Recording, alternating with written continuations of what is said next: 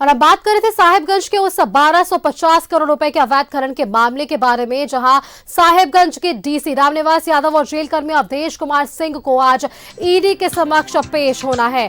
आज का दिन बेहद खास, जब इन दो जो अहम लोग हैं जिनकी आज पेशी होनी है, दो अलग अलग मामलों में आज इनकी पेशी ईडी के क्षेत्रीय कार्यालय में होगी।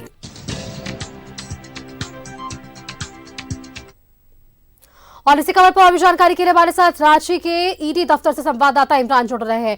इमरान, देखिए आज दो अहम लोगों की पेशी। सबसे पहले हम बात साहिबगंज के डीसी की करेंगे। 3 जनवरी की वो तारीख थी इमरान, जब हमने देखा ताबड़तोड़ छापेमारियां हुई, उनके बाद समन जारी किया गया। और आज की वो अहम तारीख जब रामनिवास यादव की पेशी होनी है या नहीं, इस पर भी संशय बरकरार है इमरान, क्योंकि जिस तरीके से प्रस्ताव जो पारित किया गया कैबिनेट की बैठक में, यह भी संशय लगाया जा रहा है कि क्या रामनिवास यादव आज ईडी दफ्तर पहुंचते हैं या नहीं।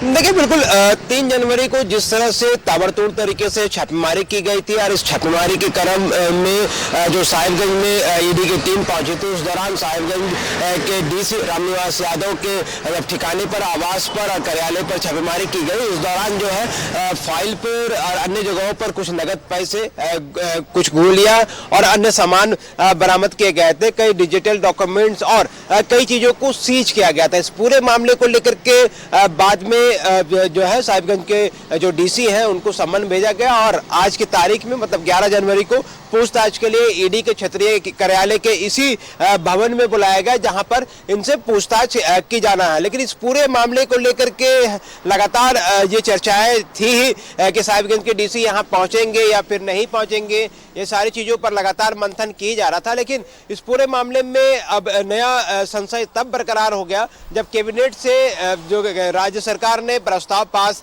करते हुए बताया कि केंद्रीय एजेंसियों के द्वारा अगर किसी तरह के संबंध दिए जाते हैं तो उसकी जानकारी जो है वो लेनी होगी, अनुमति लेनी होगी और सरकार से अनुमति लेने के बाद, विभाग से अनुमति लेने के बाद ही वह किसी भी एजेंसी के समक्ष उपस्थित होंगे और अपने जो डॉक्यूमेंट है वो लेकर के जाएंगे। लेकिन इस पूरे मामले में चूंकि 2 दिन पहले का यहाँ पूरा मामला है और आज सम्मन जो है पहले दी गई है, तो देखना होगा कि साहिबगंज के डीसी यहाँ पहुंचते हैं या फिर नहीं, या फिर वक्त इसी का हवाला देते हुए वक्त जो है वह मांगा जाता है। क्योंकि पहला सम्मन है, तो ऐसे में यह माना जा रहा है कि जिस तरह से पूछताछ ईडी के अधिकारी जो साहिबगंज के डीसी से करना चाह रहे हैं, तो देखना होगा कि पूछताछ की प्रक्रिया शुरू हो पाती है या फिर नहीं, या फिर साहिबगंज के डीसी जो है इस पूरे मामले में जो है पूरी अपनी कार्रवाई जो है वो सम्मन का जवाब देते हुए अतिरिक्त समय की मांग करेंगे। और फिर इस पूरे मामले में देखना होगा ये भी कि अतिरिक्त समय मिलता है या फिर नहीं। इस पूरे मामले में जिस तरह का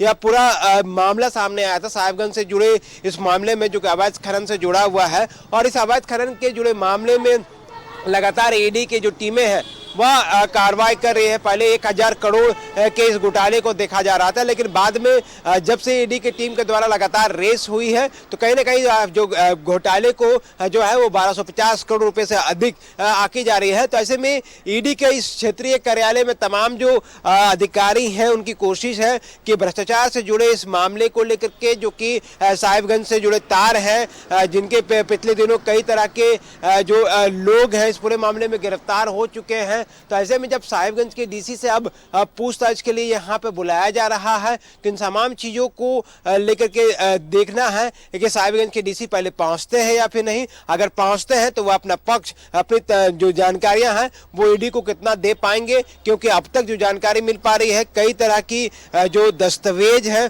उन तमाम दस्तावेजों को ईडी के द्वारा जो है जो जब्त किया गया था, उनके सीजर लिस्ट जो है साहिबगंज के डीसी को भी सौंपे गए थे। जो बुलेट्स बरामद किए गए थे, जो कारतूस बरामद किए गए थे, उनकी जानकारी भी मांगी गई थी। और कई डिजिटल डॉक्यूमेंट्स के रूप में, चाहे व्हाट्सएप चैट हो या फिर अन्य चीजें हो, तमाम जानकारियां जो हैं ईडी के समक्ष मौजूद थे। और उन तमाम चीजों की जानकारी लेने के लिए ही ईडी के जो अधिकारी हैं वो प्रयास कर रहे हैं कि साहिबगंज डीसी से पूछताछ की जा सके। सम्मन भेजा गया है, आज की तारीख में बुलाया गया, लेकिन अपने निर्धारित समय जो कोई उनके 11 बजे तक क्षेत्रीय कार्यालय में उपस्थित होने का निर्देश दिया गया था, तो 10:30 बज रहे हैं। कुछ देर के बाद ये सारी चीजें स्पष्ट हो जाएगी कि साहिबगंज के डीसी आज उपस्थित होंगे या फिर नहीं। जी बिल्कुल इमरान, अब से बस कुछ देर का वो वक्त और वो तस्वीरें भी हम अपने दर्शकों को दिखाएंगे कि जब साहिबगंज के डीसी वहां पर पहुंचते हैं या नहीं। चलिए, आपका बहुत बहुत धन्यवाद हमारे साथ जुड़ने के लिए इमरान, और तमाम जानकारियां हमारे दर्शकों के साथ साझा करने के लिए।